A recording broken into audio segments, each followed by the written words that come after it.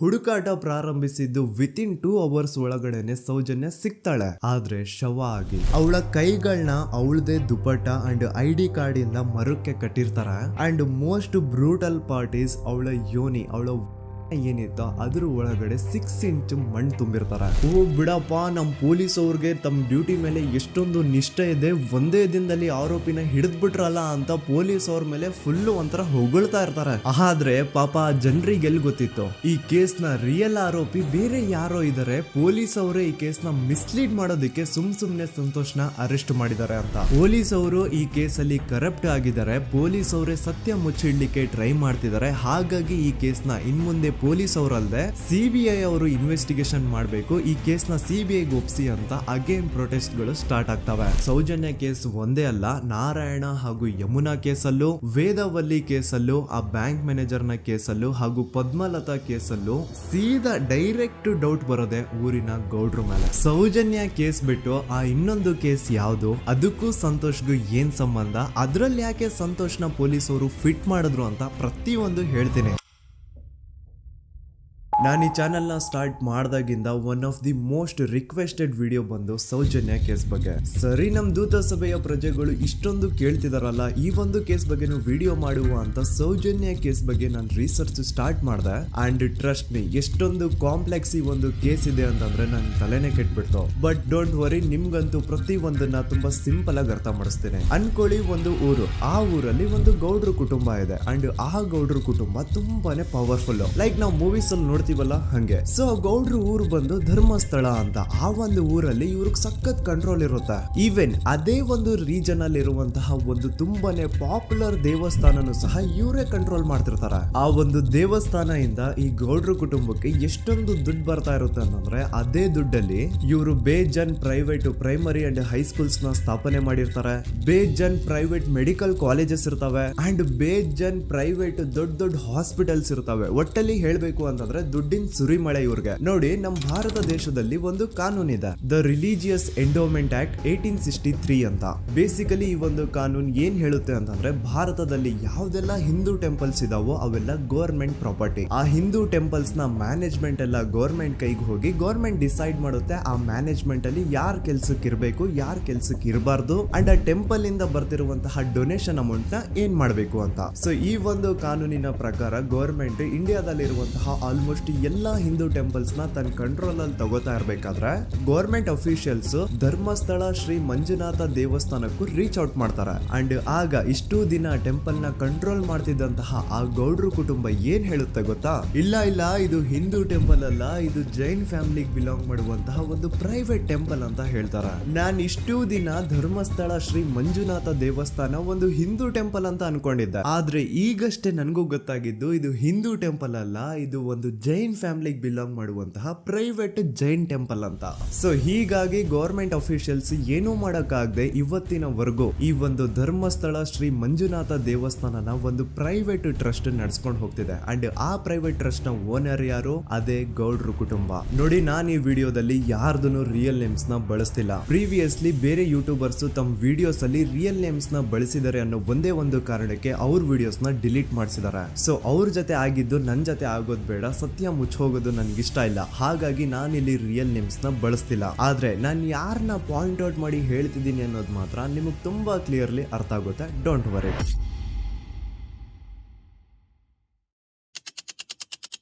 ದಿನಾಂಕ 9/10/2012. A very normal day for everyone except Soujanya.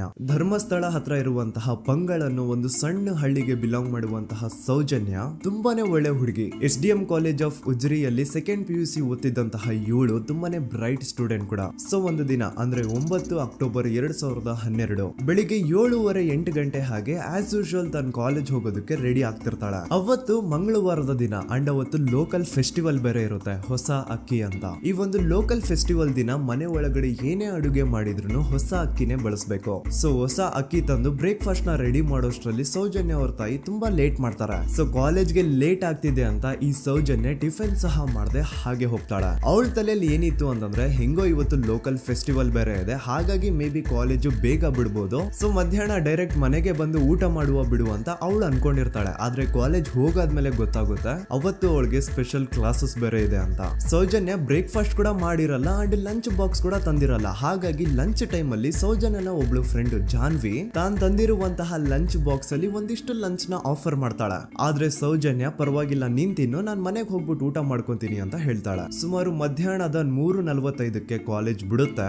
Soujanya college ಇಂದ bus ಅಲ್ಲಿ ಬಂದು ನೇತ್ರಾವತಿ ಬಸ್ ಸ್ಟಾಪ್ ಹತ್ರ ಇಳ್ಕೋತಾಳ. ಅವಳ ಜೊತೆ ಅವಳ ಕ್ಲಾಸ್ ಮೇಟ್ಸ್ ಅಂಡ್ ಫ್ರೆಂಡ್ಸ್ ಎಲ್ಲ ಇರ್ತಾರೆ. ಸೊ ಅವ್ರಿಗೆಲ್ಲ ಬಾಯ್ ಹೇಳ್ಬಿಟ್ಟು ಸೌಜನ್ಯ ತನ್ನ ಮನೆ ಕಡೆಗೆ ಹೊರಡ್ತಾಳ. ನೇತ್ರಾವತಿ ಬಸ್ ಸ್ಟಾಪ್ ಇಂದ ಸೌಜನ್ಯ ಮನೆಗೆ 20 ಮಿನಿಟ್ಸ್ ನ ವಾಕ್ ಇರುತ್ತೆ. ಮ್ಯಾಕ್ಸ್ ಟು ಮ್ಯಾಕ್ಸ್ 30 ಮಿನಿಟ್ ಹಿಡಿಬಹುದು. ಸೊ ಸೌಜನ್ಯ ನಡ್ಕೊಂಡು ಮನೆ ಕಡೆಗೆ ಹೋಗ್ತಾ ಇರ್ತಾಳೆ. ಒಂದ್ ಸ್ವಲ್ಪ ದೂರದಲ್ಲಿ ಪ್ರಕೃತಿ ಹಾಸ್ಪಿಟಲ್ ಅಂತ ಒಂದಿರುತ್ತೆ.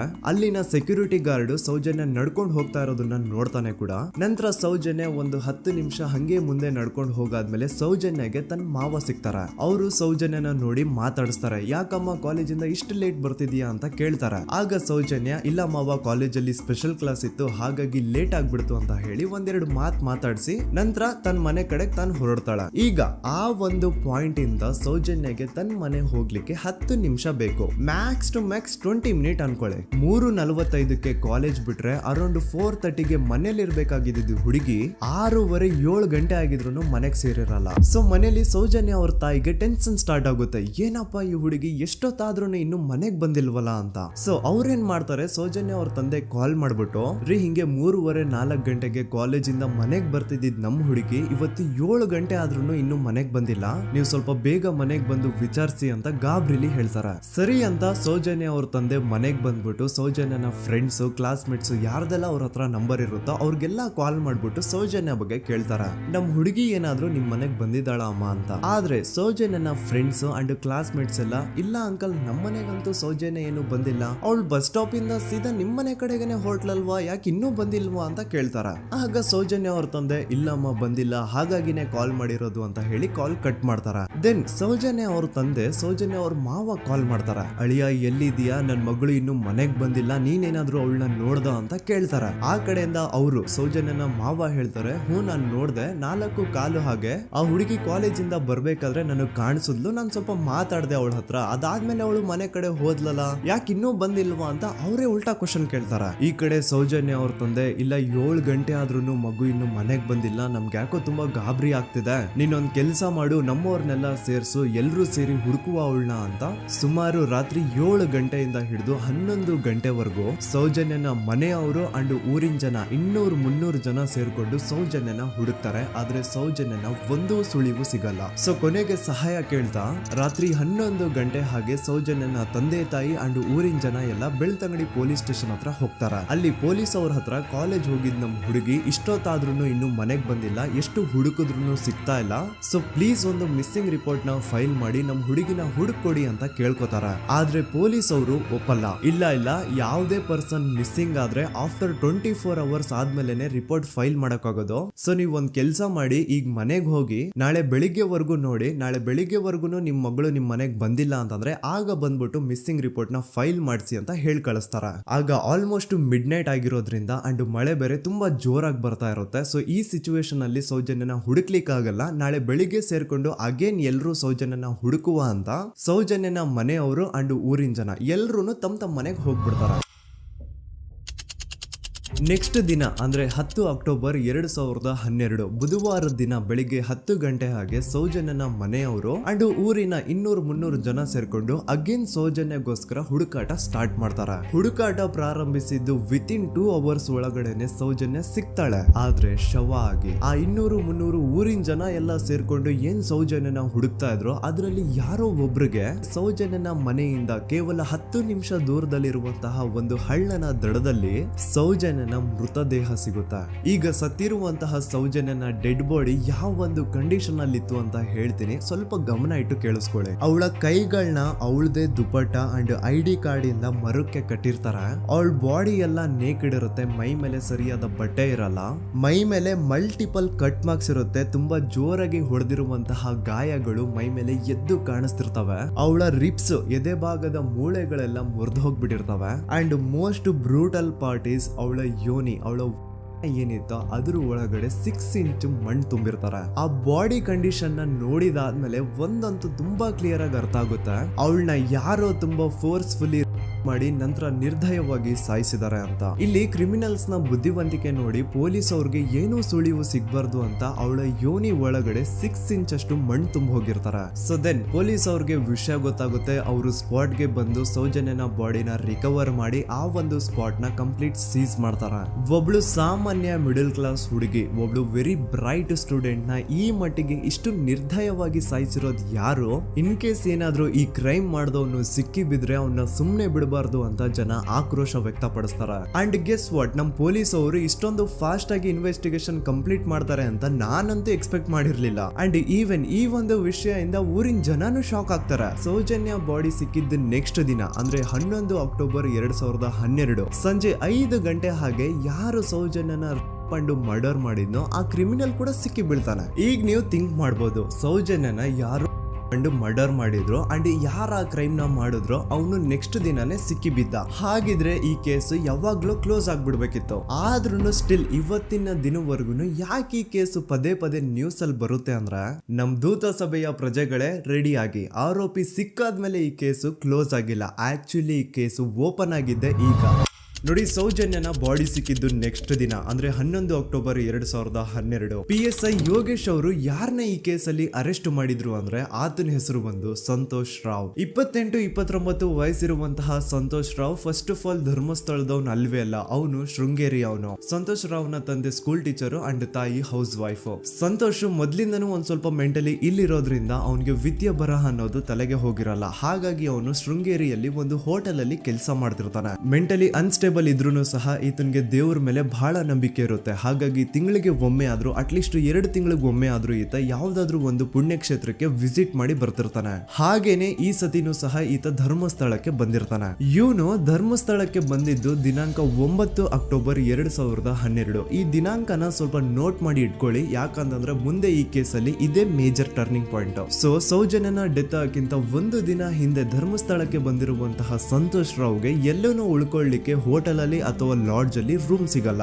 ರೀಸನ್ ಇಷ್ಟೇ, ಸಂತೋಷ್ ರಾವ್ ನೋಡ್ಲಿಕ್ಕೆ ಸ್ವಲ್ಪ ಮೆಂಟಲಿ ಅನ್ಸ್ಟೇಬಲ್ ಪರ್ಸನ್ ತರ ಇರ್ತಾನೆ. ಅವನ ಅವತಾರ, ಅವನ ವೇಷಭೂಷಣ ಅಷ್ಟು ಸರಿ ಇರಲ್ಲ. ಹಾಗಾಗಿ ಇವನ್ಗೆ ಯಾವುದೇ ಒಂದು ಹೋಟೆಲ್ ಅಲ್ಲಿ ಅಥವಾ ಲಾಡ್ಜ್ ಅಲ್ಲಿ ಎಲ್ಲಿನೂ ರೂಮ್ ಸಿಗಲ್ಲ. ಸೊ ಉಳ್ಕೊಳ್ಳೋಕೆ ಜಾಗ ಸಿಗದೆ ಇವನೇನ್ ಮಾಡ್ತಾನೆ, ಅಲ್ಲೇ ಹತ್ರದಲ್ಲಿರುವಂತಹ ಬಾಹುಬಲಿ ಬೆಟ್ಟಕ್ಕೆ ಹೋಗಿ ಅಲ್ಲಿರುವಂತಹ ಬಾಹುಬಲಿ ಸ್ಟ್ಯಾಚು ಹತ್ರನೇ ಆಶ್ರಯ ತಗೊಳ್ತಾನೆ. ಅಂಡ್ 1-2 ದಿನ ಅವನು ಅಲ್ಲೇ ಉಳ್ಕೋತಾನೆ ಕೂಡ. ಡೇ ಟೈಮ್ ಅಲ್ಲಿ ಧರ್ಮಸ್ಥಳಕ್ಕೆ ಬಂದು ಧರ್ಮಸ್ಥಳ ಶ್ರೀ ಮಂಜುನಾಥ ದೇವಸ್ಥಾನದಲ್ಲಿದ್ದು ಅಲ್ಲೇ ಪ್ರಸಾದ ಊಟ ಎಲ್ಲ ಮಾಡಿ ನಂತರ ನೈಟ್ ಆಗ್ತಿದ್ದಂಗೆ ಬಾಹುಬಲಿ ಬೆಟ್ಟಕ್ಕೆ ಹೋಗಿ ಆ ಸ್ಟ್ಯಾಚು ಹತ್ರನೇ ಮಲ್ಕೊಳ್ತಿರ್ತಾನೆ. ಸೊ ಒಂದು ದಿನ ಅಂದ್ರೆ 11 ಅಕ್ಟೋಬರ್ 2012 ಸಂಜೆ 5 ಗಂಟೆ ಹಾಗೆ ಈ ಸಂತೋಷ್ ರಾವ್ ತನ್ನ ಪಾಡಿಗೆ ತಾನು ಆ ಬೆಟ್ಟದ ಮೇಲೆ ಕೂತ್ಕೊಂಡು ಸೀನರೀಸ್ ನ ಎಂಜಾಯ್ ಮಾಡ್ತಾ ಇರಬೇಕಾದ್ರೆ ಯಾರೋ ಅದೇ ಊರಿನ 5 ಜನ ಕಿಡಿಗೇಡಿಗಳು ಬಂದು ಇವನ್ ಹತ್ರ ಜಗಳ ತೆಗಿತಾರ. ಈ 5 ಜನ ಯಾರು ಅಂತ ನಂತರ ಹೇಳ್ತೀನಿ. ಸೊ ಈ 5 ಜನ ಕಿಡಿಗೇಡಿಗಳು ಸಂತೋಷ್ ರಾವ್ ಹತ್ರ ಜಗಳ ತೆಗೆದು ಅವನ್ನ ಅವಾಚ್ಯ ಶಬ್ದಗಳಿಂದ ಬೈದು ಅವನ್ನ ಹೊಡೆದು, ಅಷ್ಟೇ ಸಾಲದೆ ಆ 5 ಜನ ಸಂತೋಷ್ ರಾವ್ನ ಪೊಲೀಸ್ ಸ್ಟೇಷನ್ಗೆ ಎಳ್ಕೊಂಡ್ ಬಂದು ಇವನು ನಾವು ಬಾಹುಬಲಿ ಬೆಟ್ಟಕ್ಕೆ ಅಂತ ಹೋಗಿದ್ರೆ ಅಲ್ಲಿ ನಮ್ಮ ಮೇಲೆ ಅಟ್ಯಾಕ್ ಮಾಡ್ದ, ಇವ್ನು ನೋಡ್ಲಿಕ್ಕೂ ಸಹ ಒಳ್ಳೆ ಸೈಕೋ ಕಿಲ್ಲರ್ ಇದ್ದಂಗಿದಾನೆ, ನಮ್ಗೆ ಯಾಕೋ ನಿನ್ನೆ ನಮ್ಮ ಊರಲ್ಲಿ ನಡೆದಿರುವಂತಹ ಘಟನೆ ಆ ಸೌಜನ್ಯನ ಪಂಡು ಮರ್ಡರ್ ಇವನೇ ಮಾಡಿದಾನೆ ಅಂತ ಡೌಟ್ ಬರ್ತಿದೆ ಅಂತ ಆ 5 ಜನ ಕಿಡಿಗೇಡಿಗಳು ಸಂತೋಷ್ ರಾವ್ನ ಪೊಲೀಸ್ ಅವ್ರ ಹತ್ರ ಹಾಕೊಡ್ತಾರ. ಅಂಡ್ ಪೊಲೀಸ್ ಅವ್ರು ಕೂಡ ಎಂತವ್ರು ನೋಡಿ, ಯಾರೋ 5 ಜನ ಕಿಡಿಗೇಡಿಗಳು ಬಂದು ಇವನೇ ಕೊಲೆ ಮಾಡಿದಾನೆ ಅಂತ ಹೇಳಿದ ತಕ್ಷಣ ಹಿಂದೆ ಮುಂದೆ ಕ್ರಾಸ್ ಚೆಕ್ ಮಾಡದೆ ಸಂತೋಷ್ ರಾವ್ನ ಅರೆಸ್ಟ್ ಮಾಡಿ ಸೌಜನ್ಯ ಕೇಸ್ನ ಆರೋಪಿ ಸಿಕ್ಕಿದಾನೆ ಅಂತ ಎಲ್ಲಾ ಕಡೆ ಘೋಷಣೆ ಮಾಡ್ಬಿಡ್ತಾರ. ಜನರಿಗೆ ಈ ಕಡೆ ಒಂಥರ ನೆಮ್ಮದಿ, ಓ ಬಿಡಪ್ಪ ನಮ್ ಪೊಲೀಸ್ ಅವ್ರಿಗೆ ತಮ್ಮ ಡ್ಯೂಟಿ ಮೇಲೆ ಎಷ್ಟೊಂದು ನಿಷ್ಠೆ ಇದೆ, ಒಂದೇ ದಿನದಲ್ಲಿ ಆರೋಪಿನ ಹಿಡಿದ್ಬಿಟ್ರಲ್ಲ ಅಂತ ಪೊಲೀಸ್ ಅವ್ರ ಮೇಲೆ ಫುಲ್ ಒಂಥರ ಹೊಗಳ್ತಾ ಇರ್ತಾರೆ. ಆದ್ರೆ ಪಾಪ ಜನರಿಗೆ ಎಲ್ಲಿ ಗೊತ್ತಿತ್ತು ಈ ಕೇಸ್ ನ ರಿಯಲ್ ಆರೋಪಿ ಬೇರೆ ಯಾರೋ ಇದಾರೆ, ಪೊಲೀಸ್ ಅವರೇ ಈ ಕೇಸ್ ನ ಮಿಸ್ಲೀಡ್ ಮಾಡೋದಕ್ಕೆ ಸುಮ್ನೆ ಸಂತೋಷ್ ನ ಅರೆಸ್ಟ್ ಮಾಡಿದ್ದಾರೆ ಅಂತ. ಸೊ ಸಂತೋಷ್ ರಾವ್ ಒಂದು ಹುಡುಗಿಯ ರೇಪ್ ಅಂಡ್ ಮರ್ಡರ್ ಕೇಸ್ ಅಲ್ಲಿ ಅರೆಸ್ಟ್ ಆಗಿದ್ದಾನೆ ಅನ್ನೋ ವಿಷಯ ಸಂತೋಷ್ ನ ತಾಯಿಗೆ ಗೊತ್ತಾದಾಗ ಅವ್ರ ಪಾಪ ನೋವಲ್ಲಿ ಕುರ್ಗಿ ಸಾಯ್ತಾರ. ಅಂಡ್ ಇನ್ನು ಅವ್ರ ತಂದೆ ಒಂದು ಕಡೆ ಪಾಪ ಹೆಂಡತಿನ ಕಳ್ಕೊಂಡಿರುವಂತಹ ನೋವು, ಇನ್ನೊಂದು ಕಡೆ ಮಗ ನೋಡಿದ್ರೆ ಯಾವ್ದೋ ಫಾಲ್ಸ್ ಕೇಸ್ ಅಲ್ಲಿ ಅರೆಸ್ಟ್ ಆಗಿದ್ದಾನೆ. ಈ ಕಡೆ ಕೇಸ್ ನ ಇನ್ವೆಸ್ಟಿಗೇಷನ್ ನಡೀತಾ ಇದೆ. ಅಂಡ್ ಇಲ್ಲಿ ನಾನು PSI ಯೋಗೇಶ್ ಅವ್ರ ಬಗ್ಗೆ ಅಂತೂ ಮೆನ್ಷನ್ ಮಾಡ್ಲೇಬೇಕು. ಈ ಪೊಲೀಸ್ ಆಫೀಸರು ಗೊತ್ತಿದ್ದು ಈ ತಪ್ಪನ ಮಾಡಿದ್ರು ಅಥವಾ ಗೊತ್ತಿಲ್ದೇನೆ ಈ ತಪ್ಪನ ಮಾಡಿದ್ರು ನನ್ಗಂತೂ ಗೊತ್ತಿಲ್ಲ. ಸೊ ಇವ್ರು ಏನ್ ಮಾಡ್ತಾರೆ ಅಂತಂದ್ರೆ, ಸೌಜನ್ಯನ ಬಾಡಿನ ಪೋಸ್ಟ್ ಮಾರ್ಟಮ್ ಗೆ ಕಳಿಸಿದಾಗ ಡಾಕ್ಟರ್ಸ್ ಹಂಗೋ ಹಿಂಗೋ ಮಾಡಿ ಇಂದ ಕೆಲವೊಂದು ಸ್ಪರ್ಮ್ ನ ಸ್ಯಾಂಪಲ್ಸ್ ಕಲೆಕ್ಟ್ ಮಾಡ್ತಾರೆ. ಅದನ್ನ ಅವರು PSI ಯೋಗೇಶ್ಗೆ ಕೊಟ್ಟು ಇದನ್ನ ವಿತಿನ್ 72 ಅವರ್ಸ್ ಒಳಗಡೆ ಇನ್ನೊಂದು ಲ್ಯಾಬ್ ಗೆ ಸಬ್ಮಿಟ್ ಮಾಡಿ ಅಂತ ತುಂಬಾ ಕ್ಲಿಯರ್ ಆಗಿ ಹೇಳ್ತಾರೆ. ಆದ್ರೆ PSI ಯೋಗೇಶ್ ಆ ಸ್ಪರ್ಮ್ ಸ್ಯಾಂಪಲ್ಸ್ ನ ವಿತಿನ್ 72 ಅವರ್ಸ್ ಒಳಗಡೆ ಲ್ಯಾಬ್ ಕಳ್ಸೋದಿರ್ಲಿ, ಅದನ್ನ 12 ದಿನ ಆದ್ಮೇಲೆ ಲ್ಯಾಬ್ ಕಳಿಸ್ತಾರೆ. ಅಷ್ಟೊತ್ತಿಗೆ ಆಲ್ರೆಡಿ ಆ ಸ್ಪರ್ಮ್ ಸ್ಯಾಂಪಲ್ಸ್ ಗೆಲ್ಲ ಫಂಗಸ್ ಹಿಡಿದು ಅದು ಅನ್ಫಿಟ್ ಫಾರ್ ಟೆಸ್ಟಿಂಗ್ ಅಂತ ಬರುತ್ತೆ. ಈಗ ನೀವೇ ಹೇಳಿ, ಎಂತ ಡಂಬೆಸ್ಟ್ ಪರ್ಸನ್ ಪೊಲೀಸ್ ಆಫೀಸರ್ ಆಗಿದ್ರು ಅವನ ಹತ್ರ ಒಂದು ಮರ್ಡರ್ ಕೇಸ್ ಬಂದಾಗ ಅವನ ಹತ್ರ ಇರೋ ಮೇನ್ ಸಾಕ್ಷಿನೇ, ಮೇನ್ ಎವಿಡೆನ್ಸ್ ಆ ಹುಡುಗಿಯ ಇಂದ ಕಲೆಕ್ಟ್ ಆಗುವಂತಹ ಸ್ಪರ್ಮ್ ಸ್ಯಾಂಪಲ್ಸ್. ಸೊ ಅದನ್ನ ಮೊದಲು ಲ್ಯಾಬ್ ಕಳಿಸಿ ಅದನ್ನ ಐಡೆಂಟಿಫೈ ಮಾಡೋದು ಪೊಲೀಸ್ ಅವರ ಫಸ್ಟ್ ಡ್ಯೂಟಿ. ಆದ್ರೆ ಇಲ್ಲಿ PSI ಯೋಗೇಶ್ ಅವರು ಇದನ್ನೇ ಮರ್ತು ಹೋದ್ರು ಅಂತ ನೋಡಿ. ಯಾವುದೇ ಒಂದು ಕೇಸ್ ಅಲ್ಲಿ ಪೊಲೀಸ್ ಅವರು ಆದಷ್ಟು ಎವಿಡೆನ್ಸ್ ನ ಕಲೆಕ್ಟ್ ಮಾಡೋದಕ್ಕೆ ಟ್ರೈ ಮಾಡ್ತಾರೆ. ಆದ್ರೆ ಈ ಒಂದು ಕೇಸ್ ಅಲ್ಲಿ ಮಾತ್ರ ಪೊಲೀಸ್ ಅವರು ಎವಿಡೆನ್ಸ್ ನ ಕಲೆಕ್ಟ್ ಮಾಡೋ ಬದಲಾಗಿ ಎವಿಡೆನ್ಸ್ ನ ಡಿಸ್ಟ್ರಾಯ್ ಮಾಡೋದ್ರಲ್ಲಿ ಮುಂದೆ ಇದ್ರು. ಅಷ್ಟೇ ಅಲ್ಲದೆ ಈ ಪೊಲೀಸ್ ಆಫೀಸರ್ ಸೇರ್ಕೊಂಡು ಸಂತೋಷ್ ರಾವ್ಗೆ ಸೆಲ್ ಅಲ್ಲಿ ಎಂತ ಟಾರ್ಚರ್, ಎಂತ ಹಿಂಸೆ ಕೊಡ್ತಾರೆ ಅಂದ್ರೆ ನೆನ್ಸ್ಕೊಂಡ್ರೆ ಮೈ ಜುಮ್ ಅನ್ನುತ್ತ. ಹೊಡಿಯೋದು, ಕೆಟ್ಟದಾಗ ಬೈಯೋದು, ಇದೆಲ್ಲ common. Most brutal parties Santosh ರಾವ್ನ ಪ್ಯಾಂಟ್ ಬಿಚ್ಚಿ ಅವನ ಪ್ರೈವೇಟ್ ಪಾರ್ಟ್ ಮೇಲೆ ಬಿಸಿ ಬಿಸಿ ಕುದೀತಾ ಇರುವಂತಹ ನೀರ್ ಚಲ್ತಾರ. ಈ ಕ್ರೈಮ್ ನೀನೇ ಮಾಡಿದ್ಯಾ ಅಂತ ಒಪ್ಕೋ, ಇಲ್ಲ ಅಂತಂದ್ರೆ ನಿನ್ನ ಸೆಲ್ ಒಳಗಡೆನೆ ಸಾಯಿಸ್ಬಿಡ್ತೀವಿ, ನಿನ್ನ ತಂದೆ ತಾಯಿ ಎಲ್ರು ಸಾಯಿಸ್ಬಿಡ್ತೀವಿ ಅಂತ ಬ್ಲಾಕ್ ಮೇಲ್ ಮಾಡ್ತಾರ. ನೋಡಿ, ಸಂತೋಷ್ ರಾವ್ ಜಾಗದಲ್ಲಿ ನನ್ನಂತ ನಿಮ್ಮಂತ ನಾರ್ಮಲ್ ಪರ್ಸನ್ ಯಾರಾದ್ರೂ ಇದ್ದಿದ್ರೆ ಪೊಲೀಸ್ ಅವರು ಕೊಡ್ತಿರುವಂತಹ ಹಿಂಸೆನ ತಡ್ಕೊಳಕ್ಕಾಗದೆ ಆ ಕ್ರೈಮ್ ಮಾಡಿಲ್ಲ ಅಂದ್ರೂ ಮಾಡಿದೀನಿ ಅಂತ ಒಪ್ಕೊಬಿಡ್ತಾ ಇದ್ವಿ. ಆದ್ರೆ ಸಂತೋಷ್ ರಾವ್ ಮೆಂಟಲಿ ಇಲ್ಲಿರೋದೇ ಅವನ್ಗೆ ಅಡ್ವಾಂಟೇಜ್ ಆಗೋಯ್ತು. ಪೊಲೀಸ್ಗಳು ಸಂತೋಷ್ ರಾವ್ಗೆ ಎಷ್ಟೇ ಹೊಡೆದ್ರು, ಎಷ್ಟೇ ಬೈದ್ರು, ಎಷ್ಟೇ ಬ್ಲಾಕ್ ಮೇಲ್ ಮಾಡಿದ್ರು ಸಂತೋಷ್ ರಾವ್ ಬಾಯಲ್ಲಿ ನಾನ್ ಈ ಕ್ರೈಮ್ ನ ಮಾಡಿಲ್ಲ ಅಂತಾನೆ ಬರುತ್ತೆ ಹೊರತು ಆ ಕ್ರೈಮ್ ನ ಅವನು ಒಪ್ಕೊಳ್ಳೋದೇ ಇಲ್ಲ. ದೆನ್ ಕೋರ್ಟ್ ಟ್ರಯಲ್ಸ್ ಸ್ಟಾರ್ಟ್ ಆಗುತ್ತೆ. ಈ ಕ್ರೈಮ್ ನ ಸಂತೋಷೇ ಮಾಡಿದಾನೆ ಅಂತ ಸೌಜನ್ಯ ಕಡೆಯ ಲಾಯರ್ ವಾದ ಮಾಡ್ತಾನೆ. ಅದಕ್ಕೆ ಆಪೋಸಿಟ್ ಆಗಿ ಸಂತೋಷ್ ರಾವ್ ಕಡೆಯಿಂದ ಒಬ್ರು ಲಾಯರ್ ಇಲ್ಲ, ಸಂತೋಷ್ ರಾವ್ ಈ ಕ್ರೈಮ್ ನ ಮಾಡ್ಲಿಕ್ಕೆ ಸಾಧ್ಯನೇ ಇಲ್ಲ ಅಂತ ವಾದ ಮಾಡ್ತಿರ್ತಾರೆ. ಅಂಡ್ ಕೋರ್ಟ್ ಇಂದ ಆಚೆಗಡೆ ಸಂತೋಷ್ ರಾವ್ ನ ಅಗೇನ್ಸ್ಟ್ ಸ್ಟೂಡೆಂಟ್ಸ್ ಪ್ರೊಟೆಸ್ಟ್ ನಡೆಯುತ್ತೆ, ಪಬ್ಲಿಕ್ ಪ್ರೊಟೆಸ್ಟ್ ನಡೆಯುತ್ತೆ. ಅರೆಸ್ಟ್ ಆಗಿರುವಂತಹ ಸಂತೋಷ್ ರಾವ್ಗೆ ಗಲ್ಲಿಗೇರಿಸ್ರಿ ಅಂತ ಅವ್ರು ಡಿಮ್ಯಾಂಡ್ ಮಾಡ್ತಿರ್ತಾರೆ. ಸೊ ಹೀಗೆ ಒಂದು 2-3 ವರ್ಷ ಕಳೆದು ಹೋಗುತ್ತೆ. ನಂತರ ಒಂದು ಕೋರ್ಟ್ ಟ್ರಯಲ್ ಅಲ್ಲಿ ಸಂತೋಷ್ ರಾವ್ ಪರವಾಗಿ ಹೋರಾಡ್ತಿದ್ದಂತಹ ಲಾಯರ್ ಯಾಕೆ ಈ ಕೇಸ್ ಅಲ್ಲಿ ಸಂತೋಷ್ ಆರೋಪಿ ಅಲ್ಲ ಅಂತ ಪ್ರೂವ್ ಮಾಡ್ಲಿಕ್ಕೆ ಕೆಲವೊಂದು ಪಾಯಿಂಟ್ಸ್ ನ ಮುಂದೆ ಇಡ್ತಾರೆ. ಅದೇನಂತಂದ್ರೆ, ಮೊದಲನೇದಾಗಿ ಸಂತೋಷ್ ರಾವ್ ಈ ಕ್ರೈಮ್ ನ ಮಾಡಿದಾನೆ ಅಂತ ಒಬ್ರು ಒಂದು ಐ ವಿಟ್ನೆಸ್ ಇರಲ್ಲ. ಇನ್ನೊಂದೇನು ಅಂತಂದ್ರೆ, ಯಾವೊಂದು ಕಂಡೀಷನ್ ಅಲ್ಲಿ, ಯಾವೊಂದು ಬ್ರೂಟಲ್ ಕಂಡೀಷನ್ ಅಲ್ಲಿ ಸೌಜನ್ಯನ ಬಾಡಿ ಸಿಕ್ಕಿತ್ತೋ ಅದನ್ನ ಗಮನದಲ್ಲಿಟ್ಕೊಂಡು ಸ್ವಲ್ಪ ಪ್ರಾಕ್ಟಿಕಲ್ ಆಗಿ ಥಿಂಕ್ ಮಾಡಿದ್ರೆ ಆ ಒಂದು ಭೀಕರ ಕ್ರೈಮ್ ನ ಒಬ್ನೇ ಮಾಡ್ಲಿಕ್ಕೆ ಸಾಧ್ಯನೇ ಇಲ್ಲ. ಇನ್ನೊಂದು ಪಾಯಿಂಟ್ ಏನು ಅಂತಂದ್ರೆ, ಸೌಜನ್ಯನ ಇಂದ ಪೊಲೀಸ್ ಅವ್ರಿಗೆ ಯಾವುದೇ ಸ್ಪರ್ಮ್ ಸ್ಯಾಂಪಲ್ ಸಿಗ್ಬಾರ್ದು ಅಂತ 6 ಇಂಚು ಅಷ್ಟು ಮಣ್ಣು ಹಾಕಿರ್ತಾರ. ಸೊ ಈಗ ನೀವೇ ಹೇಳಿ, ಮೆಂಟಲಿ ಇಲ್ಲಿರುವಂತಹ ಪರ್ಸನ್ಗೆ ಇಷ್ಟೊಂದು ಬುದ್ಧಿವಂತಿಕೆ ಇರುತ್ತಾ ಅನ್ಕೊಳ್ಳಿ. ಅಷ್ಟೊಂದು ಬುದ್ಧಿವಂತಿಕೆ ಅವ್ನಿಗಿದ್ರೂನು ಆ ಕ್ರೈಮ್ ಮಾಡಾದ್ಮೇಲೆ ಅವನ ಆ ಊರಿಂದ ಓಡ್ ಹೋಗ್ಬೋದಾಗಿತ್ತು. ಆದ್ರೆ ಮತ್ತ್ಯಾಕೆ ಅವನು ಅದೇ ಊರಲ್ಲೇ ಇರ್ತಾನೆ. ಅಂಡ್ ಸೌಜನ್ಯ ಕೊನೆಯದಾಗಿ ಪ್ರಕೃತಿ ಹಾಸ್ಪಿಟಲ್ ಮುಂದ್ಗಡೆಯಿಂದ ನಡ್ಕೊಂಡು ಹೋಗ್ತಾ ಇರ್ಬೇಕಾದ್ರೆ ಆ ಪ್ರಕೃತಿ ಹಾಸ್ಪಿಟಲ್ ನ ಸೆಕ್ಯೂರಿಟಿ ಗಾರ್ಡ್ ನೋಡ್ತಾನೆ. ಅಂಡ್ ಪ್ರಕೃತಿ ಹಾಸ್ಪಿಟಲ್ ನ ಆಚೆಗಡೆ CCTV ಕ್ಯಾಮರಾನು ಇರುತ್ತೆ. ಸಡನ್ಲಿ ಆ CCTV ಫುಟೇಜ್ ಕೂಡ ಕಾಣೆ ಆಗ್ಬಿಡುತ್ತಾ. ಇನ್ನೊಂದೇನು ಅಂತಂದ್ರೆ, ಸೌಜನ್ಯನ ಮರ್ಡರ್ ಆಗಿದ್ದು ನೆಕ್ಸ್ಟ್ ದಿನಾನೇ ಪೊಲೀಸ್ ಅವರು ಆರೋಪಿನ ಹಿಡಿದ್ರು. ಸೊ ಹಾಗಿದ್ದಾಗ ಆ ಕಲೆಕ್ಟ್ ಮಾಡಿರುವಂತಹ ಸ್ಪರ್ಮ್ ಸ್ಯಾಂಪಲ್ಸ್ ನ ಲ್ಯಾಬ್ ಗೆ ಕಳಿಸಿ ಇವನೇ ಆರೋಪಿ ಅಂತ ಕನ್ಫರ್ಮ್ ಮಾಡೋ ಬದಲಾಗಿ ಯಾಕೆ ಪೊಲೀಸ್ ಅವರು ಆ ಸ್ಪರ್ಮ್ ಸ್ಯಾಂಪಲ್ಸ್ ನ ತಮ್ಮ ಹತ್ರನೇ ಇಟ್ಕೊಂಡು 12 ದಿನವರೆಗೂ ಅದಕ್ಕೆ ಫಂಗಸ್ ಹಿಡಿಯೋವರೆಗೂ ಕಾದು ಆಮೇಲೆ ಅದನ್ನ ಲ್ಯಾಬ್ ಕಳಿಸಿದ್ರು. ಅಂಡ್ ಮೇನ್ ಇಂಪಾರ್ಟೆಂಟ್ ಆಗಿ ಸಂತೋಷ್ ರಾವ್ಗೆ ಒಂದು ಗುಪ್ತ ರೋಗ ಇರುತ್ತೆ, ಅದೇ ಫಿಮೋಸಿಸ್ ಅಂತ. ಈ ಕಾಯಿಲೆ ಏನು ಅಂತ ನಾನು ಈ ವಿಡಿಯೋದಲ್ಲಿ ಡೀಟೇಲ್ಡ್ ಆಗಿ ಎಕ್ಸ್ಪ್ಲೈನ್ ಮಾಡ್ಲಿಕ್ಕೆ ಆಗಲ್ಲ. ಜಸ್ಟ್ ತಿಳ್ಕೊಳ್ಳಿ, ಈ ಒಂದು ಕಾಯಿಲೆ ಇರೋರು ಇಂಟಿಮಸಿ ಮಾಡ್ಲಿಕ್ಕೆ ಆಗಲ್ಲ. ಇನ್ ಕೇಸ್ ಮಾಡಿದ್ರು ಅವರು ಸುಖ ಅಲ್ಲ ನರಕ ಕಾಣ್ತಾರ. ಸೊ ಇಷ್ಟೆಲ್ಲ ವ್ಯಾಲಿಡ್ ಪಾಯಿಂಟ್ಸ್, ಇಷ್ಟೆಲ್ಲ ಫ್ಯಾಕ್ಟ್ಸ್ ಕಣ್ ಮುಂದೆ ಇರಬೇಕಾದ್ರೆ ಸ್ಟಿಲ್ ಪೊಲೀಸ್ ಅವರು ಯಾಕೆ ಈ ಕ್ರೈಮ್ ನ ಸಂತೋಷ್ ರಾವೇ ಮಾಡಿದಾನೆ ಅಂತ ಇವನ್ ಹಿಂದೆ ಬಿದ್ದಿದ್ದಾರೆ. ಯಾಕೆ ಅವರು ಈ ಕ್ರೈಮ್ ಇವನ್ ಬಿಟ್ರೆ ಬೇರೆ ಯಾರಾದ್ರೂ ಮಾಡಿರ್ಬೋದಲ್ಲ ಅಂತ ಆ ಆಂಗಲ್ ಅಲ್ಲಿ ಇನ್ವೆಸ್ಟಿಗೇಷನ್ ಮಾಡ್ತಿಲ್ವಲ್ಲ ಅಂತ ಪೊಲೀಸ್ ಅವರ ಇನ್ವೆಸ್ಟಿಗೇಷನ್ ಮೇಲೆ ಈಗ ಕ್ವಶನ್ ಬರುತ್ತೆ. So after hearing all of this, ಎಲ್ಲರಿಗೂ ಈಗ ಪೊಲೀಸ್ ಅವರ ಇನ್ವೆಸ್ಟಿಗೇಷನ್ ಇನ್ವೆಸ್ಟಿಗೇಷನ್ ಮೇಲೆ ಡೌಟ್ ಬರುತ್ತೆ. ಅಂಡ್ ಈವನ್ ಸೌಜನ್ಯ ಅವ್ರ ಮನೆಯವರು ಕೂಡ ನಿಜವಾದ ಆರೋಪಿ ಸಂತೋಷ್ ಅಲ್ಲ ಅಂತ ತಮ್ಮ ಅಭಿಪ್ರಾಯನ ವ್ಯಕ್ತಪಡಿಸ್ತಾರೆ. ಆಗ ಅಲ್ಲಿವರೆಗೂ ಸಂತೋಷ್ ರಾವ್ನ ಗಲ್ಲಿಗೇರಿಸಿ ಅಂತ ಏನು student protest and public protest ಎಲ್ಲ ನಡೀತಾ ಇತ್ತು, ಈಗ ಅದೆಲ್ಲ ನಿಂತು ಹೋಗಿ ಎಲ್ಲಾ ಹೇಟ್ ರೈಡ್ ಪೊಲೀಸ್ ಅವ್ರ ಕಡೆಗೆ ಹೋಗುತ್ತೆ. ಪೊಲೀಸ್ ಅವರು ಈ ಕೇಸಲ್ಲಿ ಕರಪ್ಟ್ ಆಗಿದ್ದಾರೆ, ಪೊಲೀಸ್ ಅವರೇ ಸತ್ಯ ಮುಚ್ಚಿಡ್ಲಿಕ್ಕೆ ಟ್ರೈ ಮಾಡ್ತಿದ್ದಾರೆ. ಹಾಗಾಗಿ ಈ ಕೇಸ್ನ ಇನ್ಮುಂದೆ ಪೊಲೀಸ್ ಅವರಲ್ಲದೆ ಸಿಬಿಐ ಅವರು ಇನ್ವೆಸ್ಟಿಗೇಷನ್ ಮಾಡಬೇಕು, ಈ ಕೇಸ್ನ ಸಿಬಿಐ ಒಪ್ಸಿ ಅಂತ ಅಗೇನ್ ಪ್ರೊಟೆಸ್ಟ್ ಗಳು ಸ್ಟಾರ್ಟ್ ಆಗ್ತವೆ. ಸೊ ಧರ್ಮಸ್ಥಳದಲ್ಲಿ ಇಷ್ಟೊಂದು ಹೋರಾಟಗಳಾಗ್ತಿದಾವೆ, ಒಬ್ಳು ಹುಡುಗಿ ಜೊತೆ ಇಷ್ಟೊಂದು ಅನ್ಯಾಯ ಆಗಿದೆ, ಆದ್ರೂ ಸಹ ಧರ್ಮಾಧಿಕಾರಿ ಏನು ಮಾತೇ ಆಡ್ತಿಲ್ವಲ್ಲ ಈ ಹುಡುಗಿ ಬಗ್ಗೆ ಅಂತ ಜನರು ಪ್ರಶ್ನೆ ಮಾಡಿದಾಗ ಆಗ ಧರ್ಮಾಧಿಕಾರಿನೂ ಜನರು ಮುಂದೆ ಬಂದ್ಬಿಟ್ಟು ಈ ಕೇಸ್ನ ಸಿಬಿಐ ಒಪ್ಸಿ ಅಂತ ಹೋರಾಟ ಮಾಡ್ತಾರ. ನಂತರ ಈ ಒಂದು ಕೇಸು ಪೊಲೀಸ್ ಅವರಿಂದ ಸಿಬಿಐ ಕೈಗೆ ಹೋಗುತ್ತೆ. ಸಿಬಿಐ ಕೈಗೆ ಹೋಗಿದ ತಕ್ಷಣ ಇಲ್ಲೇನು ಸತ್ಯ ಹೊರಗೆ ಬಂದಿಲ್ಲ. ಆ ಸಿಬಿಐ ಅವರು 3-4 ವರ್ಷ ಟೈಮ್ ತಗೊಂಡು ಮತ್ತೆ ಈ ಒಂದು ಕೇಸ್ನ ರೀ ಇನ್ವೆಸ್ಟಿಗೇಷನ್ ಮಾಡ್ತಾರ. ಆದ್ರೆ ಅಲ್ಲೇನು ಇನ್ವೆಸ್ಟಿಗೇಷನ್ ಮಾಡ್ಲಿಕ್ಕೆ ಉಳ್ದೇ ಇರಲ್ಲ. ಆ ಪೊಲೀಸ್ ಅವರು ಅವ್ರ ಕೈಯಲ್ಲಿ ಈ ಕೇಸು ಇದ್ದಷ್ಟು ದಿನ ಎಷ್ಟಾಗುತ್ತೋ ಅಷ್ಟು ಎವಿಡೆನ್ಸ್ ನ ಡಿಸ್ಟ್ರಾಯ್ ಮಾಡ್ಬಿಟ್ಟಿರ್ತಾರ. ಸೊ ಹಾಗಾಗಿ ಅಲ್ಲಿ ಸಿಬಿಐ ಅವ್ರಿಗೆ ಇನ್ವೆಸ್ಟಿಗೇಷನ್ ಮಾಡ್ಲಿಕ್ಕೆ ಏನ್ ಉಳ್ದೇ ಇರಲ್ಲ. ಆದ್ರೂ ಸ್ಟಿಲ್ ಅವರು 3-4 ಇಯರ್ಸ್ ಟೈಮ್ ತಗೊಂಡು ನಂತರ ಫೈನಲಿ ಒಂದು ರಿಪೋರ್ಟ್ ನ ಕೋರ್ಟ್ ಗೆ ಸಬ್ಮಿಟ್ ಮಾಡ್ತಾರ. ಅಂಡ್ ಸಿಬಿಐ ಅವರು ಕೋರ್ಟ್ ಗೆ ಸಬ್ಮಿಟ್ ಮಾಡಿರುವಂತಹ ಆ ಒಂದು ರಿಪೋರ್ಟ್ ಅಲ್ಲಿ ಏನಿತ್ತು ಅಂದ್ರೆ ಸಿಬಿಐ ಇನ್ವೆಸ್ಟಿಗೇಷನ್ ಕನ್ಫರ್ಮ್ಸ್ ದಟ್ ಈ ಒಂದು ಕ್ರೈಮ್ ನ ಸಂತೋಷ್ ರಾವ್ ಮಾಡಿದಾನೆ ಅಂತ. ಆದ್ರೆ ಐರೋನಿ ಈಸ್ ಇದೇ ಒಂದು ರಿಪೋರ್ಟ್ ಅಲ್ಲಿ ಇವ್ರು ಏನ್ ಹೇಳ್ತಾರೆ ಅಂದ್ರೆ ಅವ್ರಿಗೆ ಯಾವುದೇ ತರ ಎವಿಡೆನ್ಸ್ ಸಿಕ್ಕಿಲ್ಲ ಅಂತ. ಯಾಕಂದ್ರೆ ಈ ಸೌಜನ್ಯ ಕೇಸು ಪೊಲೀಸ್ ಅವ್ರ ಕೈಯಲ್ಲಿ ಇದ್ದಾಗ ಪೊಲೀಸ್ ಅವರು ತಮ್ಮ ನಿರ್ಲಕ್ಷ್ಯದಿಂದ ಎಲ್ಲಾ ಎವಿಡೆನ್ಸ್ ನ ಕಳ್ಕೊಂಡ್ಬಿಟ್ಟಿರ್ತಾರ. ಅಂತದ್ರಲ್ಲಿ ಯಾವ ಒಂದು ಆಧಾರದ ಮೇಲೆ ಇವರು ಸಂತೋಷ್ ರಾವ್ ಈ ಕ್ರೈಮ್ ನ ಮಾಡಿದ್ದಾರೆ ಅಂತ ಕ್ವಶನ್ ಮಾಡಿದಾಗ ಸಿಬಿಐ ಅವ್ರ ಕಡೆಯಿಂದ ನೋ ಆನ್ಸರ್. ನೋಡಿ, ಮೊದ್ಲು ಈ ಒಂದು ಕೇಸ್ ನ ಪೊಲೀಸ್ ಅವರು ಇನ್ವೆಸ್ಟಿಗೇಷನ್ ಮಾಡಿ ನಂತರ ಈ ಒಂದು ಕೇಸು ಸಿಬಿಐ ಅವ್ರ ಕೈಗೆ ಹೋಗಿ ಅವರು 3-4 ವರ್ಷ ಟೈಮ್ ತಗೊಂಡು ಇನ್ವೆಸ್ಟಿಗೇಷನ್ ಮಾಡಿ ದೆನ್ ಫೈನಲ್ ರಿಪೋರ್ಟ್ ನ ಕೋರ್ಟ್ ಗೆ ಸಬ್ಮಿಟ್ ಮಾಡೋಷ್ಟ್ರಲ್ಲಿ ಸುಮಾರು 5-6 ವರ್ಷ ಕಳೆದು ಹೋಗಿರುತ್ತೆ. ಅಂಡ್ ಸ್ಟಿಲ್ ಈ ಒಂದು ಕೇಸಲ್ಲಿ ಏನೂ ಕನ್ಕ್ಲೂಷನ್ ಸಿಕ್ಕಿರಲ್ಲ. ಎವ್ರಿ ಇಯರ್ ಸೌಜನ್ಯನ ಬರ್ತ್ಡೇ ಇದ್ದಾಗ ಅಥವಾ ತಿಥಿ ಇದ್ದಾಗ ಅವಳನ್ನ ನೆನೆಸ್ಕೊಂಡು ಅವಳ ಹೆಸರಲ್ಲಿ public protest and student protest ನಡೀತಾನೆ ಇರ್ತವೆ. ಸೊ ಒಂದು ದಿನ ಈ ಒಂದು ಪ್ರೊಟೆಸ್ಟ್ ಗಳ ನ್ಯೂಸ್ ಗಿರೀಶ್ ಮುಟ್ಟಣ್ಣನವರ ಗಮನಕ್ಕೆ ಬರುತ್ತೆ.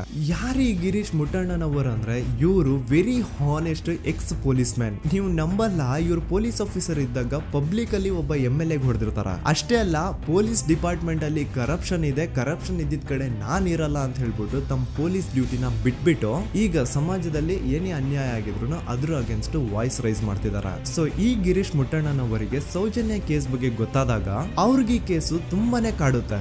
ಅಲ್ಲ, ಇಷ್ಟೊಂದು ವರ್ಷಗಳಾಗೋಯ್ತು ಆ ಹುಡುಗಿ ಜೊತೆ ಅನ್ಯಾಯ ಆಗಿ, ಸ್ಟಿಲ್ ಈ ಒಂದು ಕೇಸ್ ನ ಕನ್ಕ್ಲೂಷನ್ ಸಿಕ್ತಿಲ್ವಲ್ಲ, ಏನ್ ನಡೀತಿದೆ ಧರ್ಮಸ್ಥಳದಲ್ಲಿ ಅರ್ಥ ಆಗ್ತಿಲ್ವಲ್ಲ ಅಂತ ಈ ಗಿರೀಶ್ ಅವರು ತಮ್ಮ ಹಳೆ ಪೊಲೀಸ್ ಕಾಂಟ್ಯಾಕ್ಟ್ಸ್ ನ ಯೂಸ್ ಮಾಡ್ಕೊಂಡು ಆ ಸೌಜನ್ಯ ಕೇಸ್ ಫೈಲ್ ನ ಒಂದು ಕಾಪಿನ ತಮ್ಮ ಹತ್ರ ತರಿಸ್ಕೋತಾರ. ಆ ಒಂದು ಕೇಸ್ ಫೈಲ್ ಅಲ್ಲಿ ಸೌಜನ್ಯ ಬಗ್ಗೆ ಅಷ್ಟೇ ಅಲ್ಲದೆ ಸಂತೋಷ್ ರಾವ್ ಬಗ್ಗೆನೂ ಇನ್ಫಾರ್ಮೇಶನ್ ಇರುತ್ತೆ. ಅಂಡ್ ಗಿರೀಶ್ ಅವರು ಸಂತೋಷ್ ಬಗ್ಗೆ ಇರುವಂತಹ ಇನ್ಫಾರ್ಮೇಶನ್ ನೋಡ್ತಾ ಇರ್ಬೇಕಾದ್ರೆ ಅವರು ಒಂದು ವಿಷಯನ ನೋಟಿಸ್ ಮಾಡ್ತಾರ. ಅದೇನಂತಂದ್ರೆ ಪೊಲೀಸ್ ಅವರು ಸಂತೋಷ್ ರಾವ್ನ ಬರೀ ಸೌಜನ್ಯ ಕೇಸಲ್ಲಿ ಒಂದೇ ಫಿಟ್ ಮಾಡಿರಲ್ಲ, ಸೌಜನ್ಯ ಸಾಯೋಕ್ಕಿಂತ 20 ದಿನ ಹಿಂದೆ ಧರ್ಮಸ್ಥಳದಲ್ಲೇ ನಡೆದಿರುವಂತಹ ಒಂದು ಕ್ರೈಮ್ ಅಲ್ಲಿನೂ ಸಹ ಸಂತೋಷ್ ರಾವ್ ಆರೋಪಿ ಅಂತ ಮೆನ್ಷನ್ ಮಾಡಿರ್ತಾರ. ಸೊ ಸೌಜನ್ಯ ಕೇಸ್ ಬಿಟ್ಟು ಆ ಇನ್ನೊಂದು ಕೇಸ್ ಯಾವುದು, ಅದಕ್ಕೂ ಸಂತೋಷ್ಗೂ ಏನ್ ಸಂಬಂಧ, ಅದ್ರಲ್ಲಿ ಯಾಕೆ ಸಂತೋಷ್ನ ಪೊಲೀಸ್ ಅವರು ಫಿಟ್ ಮಾಡಿದ್ರು ಅಂತ ಪ್ರತಿಯೊಂದು ಹೇಳ್ತೀನಿ. ಆದ್ರೆ ನಾನಿಲ್ಲಿ ಯಾರ್ದು ರಿಯಲ್ ನೇಮ್ಸ್ ನ ಬಳಸಲ್ಲ. ಯಾಕಂದ್ರೆ ಮುಂದೆ ಕೇಸಲ್ಲಿ ತುಂಬಾ ದೊಡ್ಡ ಪವರ್ಫುಲ್ ವ್ಯಕ್ತಿಗಳ ಹೆಸರುಗಳು ಬರ್ತವೆ. ಅಂಡ್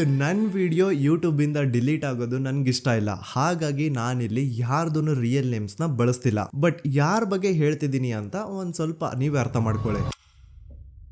ನೋಡಿ, ಧರ್ಮಸ್ಥಳದಲ್ಲಿ ಮಾಫಿಯಾ ಕೈಂಡ್ ಆಫ್ ನಡೆಸ್ತಿರುವಂತಹ ಒಂದು ವೆರಿ ಪವರ್ಫುಲ್ ಗೌಡ್ರು ಕುಟುಂಬ ಇದೆ. ಇವ್ರ ಹತ್ರ ಬೇಜನ್ ಆಸ್ತಿ, ಬೇಜನ್ ದುಡ್ಡು, ಬೇಜನ್ ಪವರ್, ಬೇಜನ್ ಇನ್ಫ್ಲೂಯೆನ್ಸ್ ಎಲ್ಲಾನು ಇದೆ. ಆ ಊರಲ್ಲಿ ಈ ಗೌಡ್ರು ಕುಟುಂಬದ್ದು ಎಷ್ಟೊಂದು ಕಂಟ್ರೋಲ್ ಇದೆ ಅಂತಂದ್ರೆ ಅವ್ರನ್ನ ಎದುರು ಹಾಕೊಳ್ಳೋರೆ ಯಾರು ಇಲ್ಲ. ಅಂಡ್ ಈ ಒಂದು ಗೌಡ್ರು ಕುಟುಂಬ ಒಂದು ಪ್ರೈವೇಟ್ ಟ್ರಸ್ಟ್ ಹೆಸರಲ್ಲಿ ಒಂದು ವೆರಿ ಪಾಪ್ಯುಲರ್ ದೇವಸ್ಥಾನನ ಸುಮಾರು ವರ್ಷಗಳಿಂದ ತಲೆ ಮಾರುಗಳಿಂದನೂ ನಡ್ಸ್ಕೊಂಡ್ ಬಂದಿರ್ತಾರ. ಅದೇ ಒಂದು ದೇವಸ್ಥಾನದಲ್ಲಿ 60 ವರ್ಷ ವಯಸ್ಸಾಗಿರುವಂತಹ ನಾರಾಯಣ ಅನ್ನೋ ಒಬ್ಬ ವ್ಯಕ್ತಿ ಮಾವುತನಾಗಿ ಕೆಲಸ ಮಾಡ್ತಿರ್ತಾನೆ. ನಾರಾಯಣ ಅವ್ರ ತಂದೆನೂ ಅದೇ ದೇವಸ್ಥಾನದಲ್ಲಿ ಮಾವುತಾಗಿ ಕೆಲಸ ಮಾಡ್ತಾ ಇದ್ರು, ಅವ್ರ ತಂದೆನೂ ಅದೇ ದೇವಸ್ಥಾನದಲ್ಲಿ ಮಾವುತಾಗಿ ಕೆಲಸ ಮಾಡ್ತಾ ಇದ್ರು. ಸೊ ಹೀಗೆ ತಲೆ ಮಾರುಗಳಿಂದ ಮಾವುತಾಗಿನೇ ನಾರಾಯಣನ ಕುಟುಂಬ ಆ ಒಂದು ದೇವಸ್ಥಾನದಲ್ಲಿ ಕೆಲಸ ಮಾಡ್ತಾ ಇರುತ್ತೆ. ಸೊ ಒಮ್ಮೆ ತುಂಬಾ ವರ್ಷಗಳ ಹಿಂದೆ ನಾರಾಯಣ ಅವ್ರ ತಂದೆ ಆ ದೇವಸ್ಥಾನದಲ್ಲಿ ಮಾವುತಾಗಿ ಕೆಲಸ ಮಾಡ್ತಾ ಇರ್ಬೇಕಾದ್ರೆ ಆಗಿನ ದೇವಸ್ಥಾನದ ಧರ್ಮಾಧಿಕಾರಿ ಆ ಮಾವುತನ ಕೆಲ್ಸದ ಮೇಲೆ ಇರುವಂತಹ ನಿಷ್ಠೆ, ಅವನ ನಿಯತ್ತು ಅಂಡ್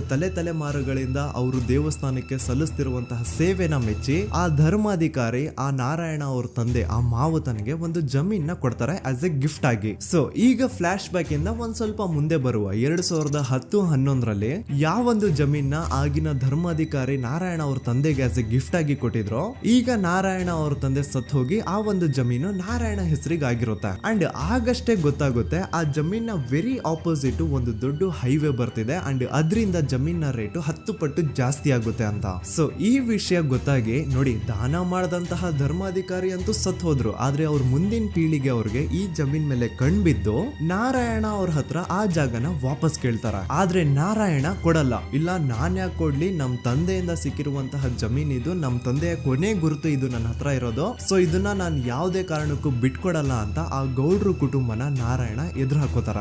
ಆಗ ಗೌಡ್ರು ಕುಟುಂಬದವ್ರಿಗೆ ಕೋಪ ಬಂದು ಅವ್ರೇನ್ ಮಾಡ್ತಾರೆ ಅಂದ್ರೆ ನಾರಾಯಣ ಮನೆಗೆ ನೀರಿನ ಸಪ್ಲೈ ಇರುತ್ತಲ್ವಾ ಅದನ್ನ ಬಂದ್ ಮಾಡ್ತಾರ, ಎಲೆಕ್ಟ್ರಿಸಿಟಿ ಸಪ್ಲೈನು ಕಟ್ ಆಫ್ ಮಾಡ್ತಾರ, ಊರಲ್ಲಿರುವಂತಹ ಎಲ್ಲಾ ಚರಂಡಿಗಳನ್ನ ಕ್ಲೀನ್ ಮಾಡಿ ಆ ಕಸ ಏನಿರುತ್ತೋ ಅದನ್ನ ತಂದು ನಾರಾಯಣ ಮನೆ ಮುಂದೆ ಹಾಕ್ತಾರ. ಇಷ್ಟೇ ಅಲ್ಲ, ನಾರಾಯಣ ಅವ್ರ ಹೆಂಡತಿ ಮಕ್ಕಳು ಎಲ್ಲಾದ್ರೂ ಆಚೆ ಹೋಗ್ತಾ ಬರ್ತಾ ಇದ್ರೆ ಅವ್ರನ್ನ ಕೆಟ್ಟದಾಗ ಬೈಯೋದು, ಹೊಡ್ಕೊಳ್ಳೋದು, ಬಡ್ಕೊಳ್ಳೋದೆಲ್ಲ ಮಾಡ್ತಿರ್ತಾರ. ಇಷ್ಟೆಲ್ಲ ಆಗ್ತಾ ಇದ್ರು ಸ್ಟಿಲ್ ನಾರಾಯಣ ಮಾತ್ರ ಆ ಜಾಗನ ಬಿಟ್ಕೊಡಲ್ಲ. ಆ ಜಾಗದ್ಗೋಸ್ಕರ ನೀನ್ ಬೇಕಿದ್ರೆ ಇದನ್ನೆಲ್ಲ ಸಹಿಸ್ಕೊಂಡಿರಪ್ಪ, ನಮ್ ಕೈಲಂತೂ ಆಗಲ್ಲ ಅಂತ ನಾರಾಯಣನ ಹೆಂಡತಿ ಮಕ್ಕಳು ಅವನ್ನ ಬಿಟ್ಟು ಬೇರೆ ಊರಿಗೆ ಹೋಗ್ಬಿಡ್ತಾರ.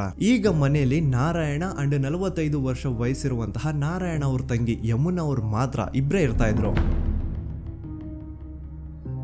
ಸೊ ಒಂದೊಳ್ಳೆ ಅವಕಾಶ ನೋಡ್ಕೊಂಡು 21 ಸೆಪ್ಟೆಂಬರ್ 2012 ಮನೆಯಲ್ಲಿ ನಾರಾಯಣ ಹಾಗೂ ಯಮುನಾ ಇರ್ಬೇಕಾದ್ರೆ ಯಾರೋ ಮನೆ ಒಳಗಡೆ ನುಗ್ಗಿ ನಾರಾಯಣನ್ಗೆ ಹೊಡೆದು ಯಮುನಾಗೂ ಸಹ ಹೊಡೆದು ನಂತರ ಅವಳು ಮಾಡಿ ದೆನ್ ನಾರಾಯಣ ಹಾಗೂ ಯಮುನನ ತಲೆನ ಒಂದು ರುಬ್ಬೋ ಗುಂಡಿಂದ ಚಚ್ಚಿ ಸಾಯಿಸ್ಬಿಡ್ತಾರ. ಈ ಕೊಲೆ ಆಗಿದ್ದು ಕಳ್ಳತನಗೋಸ್ಕರ ಅಂತ ಪೊಲೀಸ್ ಅವರು ತಮ್ಮ ರಿಪೋರ್ಟ್ ಅಲ್ಲಿ ಬರೀತಾರ. ಆದ್ರೆ ಪಾಯಿಂಟ್ ಏನ್ ಗೊತ್ತಾ, ಆ ಮನೇಲಿ ಒಂದ್ ಸ್ವಲ್ಪನೂ ಹಣ ಆಗ್ಲಿ ಅಥವಾ ಬಂಗಾರ ಆಗ್ಲಿ ಕಳ್ಳತನ ಆಗಿರಲ್ಲ. ಕಳ್ಳತನ ಆಗಿರೋದು ಕೇವಲ ಆ ಮೇನ್ ರೋಡ್ ಅಲ್ಲಿ ಇದ್ದಂತಹ ಪ್ರಾಪರ್ಟಿ ಪೇಪರ್ಸ್. ಎಂತ ಕೋಇನ್ಸಿಡೆನ್ಸ್ ನೋಡಿ, ಯಾವ ಒಂದು ಜಮೀನಿನ ಪತ್ರ ನಾರಾಯಣ ಮನೆಯಿಂದ ಕಳ್ಳತನ ಆಗಿದ್ವೋ ಅದೇ ಒಂದು ಜಮೀನಲ್ಲಿ 10 ವರ್ಷ ಆದ ನಂತರ ಒಂದು ದೊಡ್ಡ ಹೋಟೆಲ್ ಸ್ಥಾಪನೆ ಆಗುತ್ತೆ ಅಂಡ್ ಆ ಹೋಟೆಲ್ ನ ಇನಾಗ್ರೇಷನ್ ಗೆ ಚಿಕ್ಕ ಗೌಡ್ರು ಬರ್ತಾರ. ಸೊ ಈಗೇನು ನಾರಾಯಣ ಹಾಗೂ ಯಮುನನ ಕೊಲೆ ಆಗಿದ್ಯೋ ಇದಾಗಿದ್ದು 20 ದಿನ ಆದ್ಮೇಲೆ ಸೌಜನ್ಯ ಜೊತೆ ಅಂತ ನಿರ್ದಯ ಘಟನೆ ಆಗಿದ್ದು. ಸೊ ಪೊಲೀಸ್ ಅವರು ಸೌಜನ್ಯ ಕೇಸಲ್ಲಿ ಸಂತೋಷ್ ರಾವ್ನ ಫಿಟ್ ಮಾಡೋದಲ್ದೆ ಈ ಒಂದು ನಾರಾಯಣ ಹಾಗೂ ಯಮುನಾ ಕೇಸಲ್ಲೂ ಸಹ ಸಂತೋಷ್ ರಾವ್ನೆ ಫಿಟ್ ಮಾಡಿರ್ತಾರ. ಇಲ್ಲಿ ಡೇಟ್ಸ್ ನ ಸ್ವಲ್ಪ ನೆನ್ಪಿಟ್ಕೊಳ್ಳಿ. ನಾರಾಯಣ ಹಾಗೂ ಯಮುನನ ಕೊಲೆ ಆಗಿದ್ದು 21 ಸೆಪ್ಟೆಂಬರ್ 2012 ಅಂಡ್ ಸಂತೋಷ್ ರಾವ್ ಧರ್ಮಸ್ಥಳ ಬಂದಿದ್ದು 9 ಅಕ್ಟೋಬರ್ 2012, 20 ದಿನ ಆದ್ಮೇಲೆ. ಸೊ ನಾರಾಯಣ ಹಾಗೂ ಯಮುನನ ಕೊಲೆ ಆದಾಗ ಊರಲ್ಲೇ ಇಲ್ದೆ ಎಲ್ಲೋ ಶೃಂಗೇರಿಯಲ್ಲಿ ಯಾವುದೋ ಒಂದು ಹೋಟೆಲ್ ಅಲ್ಲಿ ಕೆಲಸ ಮಾಡ್ತಿದ್ದಂತಹ ಸಂತೋಷ್ ರಾವ್ ಹೇಗೆ ಈ ಒಂದು ಕೇಸಲ್ಲಿ ಆರೋಪಿ ಆಗ್ತಾನೆ? ಸೊ ಇದೇ ಒಂದು ಪಾಯಿಂಟ್ ನ ನೋಟಿಸ್ ಮಾಡಿ ಗಿರೀಶ್ ಮುಟ್ಟಣ್ಣನವರು ಧರ್ಮಸ್ಥಳಕ್ಕೆ ಬಂದು ಸಂತೋಷ್ ನ ಲಾಯರ್ ಜೊತೆ ಡಿಸ್ಕಸ್ ಮಾಡ್ತಾರ. ದೆನ್ ಫೈನಲಿ ಏನೂ ತಪ್ಪು ಮಾಡದೆ ಸುಳ್ಳು ಆರೋಪಗಳಿಂದ ಕರಪ್ಟ್ ಪೊಲೀಸ್ ಆಫೀಸರ್ಸ್ ನ ಮಿಸ್ಲೀಡಿಂಗ್ ಇನ್ವೆಸ್ಟಿಗೇಷನ್ ಇಂದ ಸಂತೋಷ್ ರಾವ್ ತನ್ನ ಜೀವನದ 8-10 ವರ್ಷನ ಜೈಲಲ್ಲಿ ಕಳೆದು ಫೈನಲಿ ರಿಲೀಸ್ ಆಗ್ತಾನೆ. ಒಂಥರ ಈ ಕೇಸಿಂದ ಸಂತೋಷ್ ರಾವ್ನ ಇಡೀ ಲೈಫ್ ಸ್ಪಾಯ್ಲ್ ಆಗೋಯ್ತು. ಈಗ ಸಂತೋಷ್ ರಾವ್ ರಿಯಲ್ ಆರೋಪಿ ಅಲ್ಲ ಅಂತ ಕೋರ್ಟ್ ಅಲ್ಲಿ ಪ್ರೂವ್ ಆಯ್ತು. ಹಾಗಿದ್ರೆ ರಿಯಲ್ ಆರೋಪಿ ಯಾರು? ಪೊಲೀಸ್ ಅವರು ಯಾಕೆ ಕೇಸಲ್ಲಿ ಇಷ್ಟೊಂದು ಅನ್ಫೇರ್ ಇನ್ವೆಸ್ಟಿಗೇಷನ್ ಮಾಡಿದ್ರು? ಯಾರ ರಿಯಲ್ ಹೆಸರನ್ನ ಮುಚ್ಚಿಡ್ಲಿಕ್ಕೆ ಪೊಲೀಸ್ ಆಫೀಸರ್ಸ್ ಈ ಒಂದು ಕೇಸಲ್ಲಿ ಸಂತೋಷ್ ರಾವ್ನ ಸಿಗ್ಹಾಕ್ಸಿದ್ರು? ಇದೆಲ್ಲ ಥಿಂಕ್ ಮಾಡ್ತಾ ಹೋದ್ರೆ ನೋಡಿ ಆ ಊರಲ್ಲಿ ಆ ಪೊಲೀಸ್ ಆಫೀಸರ್ಸ್ಗೆ ಲಂಚ ಕೊಡೋಷ್ಟು, ಒಂದು ಪೊಲೀಸ್ ಇನ್ವೆಸ್ಟಿಗೇಷನ್ ನ ಸ್ಟಾಪ್ ಮಾಡೋಷ್ಟು ಅಥವಾ ಇನ್ವೆಸ್ಟಿಗೇಷನ್ ನ ಮಿಸ್ಲೀಡ್ ಮಾಡೋಷ್ಟು ಇನ್ಫ್ಲುಯೆನ್ಸ್ ಆಗ್ಲಿ, ಪವರ್ ಆಗ್ಲಿ ಅಥವಾ ಮನಿ ಆಗ್ಲಿ ಊರಿನ ಗೌಡ್ರು ಹತ್ರ ಮಾತ್ರ ಇದ್ದಿದ್ದು. ಸೊ ಈಗ ಸಂಶಯದ ಮುಳ್ಳು ಗೌಡ್ರು ಕಡೆ ತಿರುಗುತ್ತಾ ನೋಡಿ. ಪೊಲೀಸ್ ಅವರು ಸುಮ್ನೆ ಸಂತೋಷ್ ರಾವ್ನ ನಾರಾಯಣ ಹಾಗೂ ಯಮುನಾ ಕೇಸಲ್ಲಿ ಫಿಟ್ ಮಾಡಿದ್ರು. ಈಗ ಆ ಒಂದು ಕೊಲೆ ಪ್ರಕರಣಕ್ಕೂ ಸಂತೋಷ್ ರಾವ್ಗೂ ಏನು ಸಂಬಂಧನೇ ಇರಲಿಲ್ಲ. ಹಂಗೆ ಥಿಂಕ್ ಮಾಡಿ ನಾರಾಯಣ ಸತ್ರೆ ಅಥವಾ ಅವನ ತಂಗಿ ಯಮುನಾ ಸತ್ರೆ ಯಾರಿಗ ಅಡ್ವಾಂಟೇಜ್ ಆಗುತ್ತೆ? ಊರಿನ ಗೌಡ್ರಿಗೆ, ಯಾಕಂದ್ರೆ ಅವ್ರಿಗೆ ಜಮೀನ್ ಸಿಗುತ್ತಾ. ಸೊ ಈಗ ನಾರಾಯಣ ಹಾಗೂ ಯಮುನಾ ಕೇಸಲ್ಲಿ ಸಂತೋಷ್ ರಾವ್ ಆರೋಪಿ ಅಲ್ಲ ಅಂತ ಪ್ರೂವ್ ಆದ್ಮೇಲೆ ಹಾಗಿದ್ರೆ ಆ ಕೊಲೆ ಮಾಡ್ದವ್ರು ಯಾರು ಅಂತ ಹಾಗೆ ಥಿಂಕ್ ಮಾಡಿದ್ರೆ ಗಿರೀಶ್ ಮುಟ್ಟಣ್ಣನವರಿಗೆ ಆ ಊರಿನ ಗೌಡ್ರ ಮೇಲೆ ಡೌಟ್ ಬರುತ್ತೆ. ಅದೇ ಒಂದು ಡೌಟ್ ಅಲ್ಲಿ ಗಿರೀಶ್ ಮುಟ್ಟಣ್ಣನವರು ಮಹೇಶ್ ತಿಮ್ರೊಡ್ಡಿ ಅಂತ ಇನ್ನೊಬ್ರ ಜೊತೆ ಸೇರ್ಕೊಂಡು ಈ ಹಿಂದೆ ಆ ಒಂದು ಊರಲ್ಲಿ ಆ ಧರ್ಮಸ್ಥಳದಲ್ಲಿ ಈ ಊರಿನ ಗೌಡ್ರು ಯಾವ್ದ್ಯಾವ್ದೆಲ್ಲ ಕ್ರೈಮ್ಗಳು ಮಾಡಿದಾರೆ ಅಂತ ಊರಿನ ಜನರಿಂದ ತಿಳ್ಕೊತಾರ. ನಂತರ ಆ ಊರಿನ ಜನ ಯಾವ್ದ್ಯಾವ್ದೆಲ್ಲ ಮ್ಯಾಟರ್ಸ್ ಹೇಳಿದ್ರು ಆ ಕೇಸ್ ಫೈಲ್ಸ್ ನೆಲ್ಲ ತಿರುಗಿಸಿ ಮುರುಗಿಸಿ ನೋಡಿದಾಗ ನೀವು ನಂಬಲ್ಲ, ಸೌಜನ್ಯ ಕೇಸ್ ಏನೇನು ಅಲ್ಲ, ಅದಕ್ಕಿಂತ ಭೀಕರ ಕೊಲೆಗಳು ಧರ್ಮಸ್ಥಳದಲ್ಲಿ ಆಗಿವೆ ಅಂಡ್ ಎಲ್ಲಾ ಕೊಲೆಗಳ ಹಿಂದೆ ಗೌಡ್ರು ಕುಟುಂಬದ್ದೇ ಕೈ ಇದೆ ಅಂತ ಎದ್ದು ಕಾಣಿಸುತ್ತೆ. 1977 ವೇದಾವಲ್ಲಿ ಕೇಸ್. ಅಂಡ್ ಈ ಒಂದು ಪ್ರೈವೇಟ್ ಸ್ಕೂಲು ಬೇರೆ ಯಾರ್ದು ಅಲ್ಲ, ಆ ಗೌಡ್ರು ಕುಟುಂಬದ್ದೇ. ಈ ಸ್ಕೂಲಲ್ಲಿ 1977 ಅಲ್ಲಿ ವೇದಾವಲ್ಲಿ ಅಂತ ಒಬ್ರು ಟೀಚರ್ ವರ್ಕ್ ಮಾಡ್ತಿರ್ತಾರ.